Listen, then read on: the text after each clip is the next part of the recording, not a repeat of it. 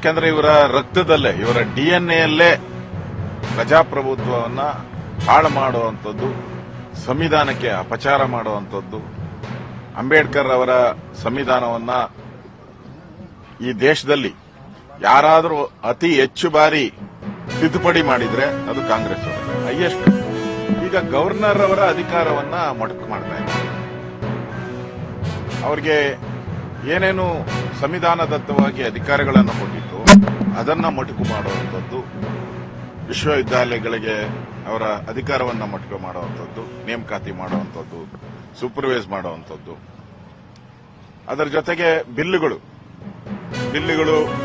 ಸರಿಯಾದ ರೀತಿ ಇದ್ದಾಗ ಗವರ್ನರ್ ಅಧಿಕಾರ ಇದೆ, ಅದನ್ನ ತಿದ್ದುಪಡಿಯೊಂದಿಗೆ ತಾವು ಅಂತ ಹೇಳಿ.